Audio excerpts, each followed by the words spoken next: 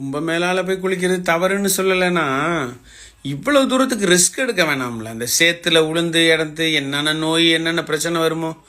இன்னொன்று, ஒரு பாலத்தில் போயிட்டு கிராஸ் பண்ணுறாங்க பாருங்கள், பாலத்தை தொட்டு தொட்டு கும்பிட்டுட்டு இருக்கு. எனக்கு இப்போ டவுட்டாக இருக்குது, இந்த பாலம் என்ன பாலம் இன்னும் ஒன்றும் புரியல.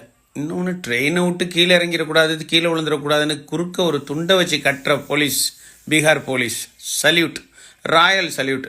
இந்த துண்டை தாண்டி அவன் கீழே வரமாட்டான், இறங்கவே முடியாது. குப்பை தொட்டியை எடுத்து தூக்கி ஒரே அடி கண்ணாடியை உடைச்சிரு. இது மாதிரி ஏதாவது ஒரு தவறு நம்ம தமிழ்நாட்டில் நடந்திருக்கா? இங்கே பாருங்க, இதில் ஒரு 12 பேர் ட்ரெயின் பைலட் ஏறி உட்காருவான்ல, அதுக்குள்ளே போய் நுழைஞ்சிக்கிட்டா வண்டி எப்படி எடுக்கிறதுப்பா? மண்வெட்டியை வச்சு கிச்சடி அல்றீங்க. இப்போ ஹிந்தி படித்தா இதெல்லாம் அசத்தலாம் போல இருக்கு. நாங்கள் இப்படிலாம் செய்யலைப்பா தமிழ்நாட்டில்.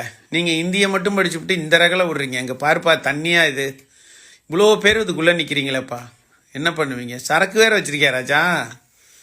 கும்பமேளால கும்புன்னு அடிக்கிறீங்க. இங்கே பாருங்கள், ஒரு முள்ளங்கி ஒருத்தர் சாப்பிட்றாரு, அதுக்கு நேராக சாக்கடை அள்ளி குடிச்சிட்டு போயிடலாமே. ரிலிஜியனை ஏன் கெடுக்கிறீங்கப்பா?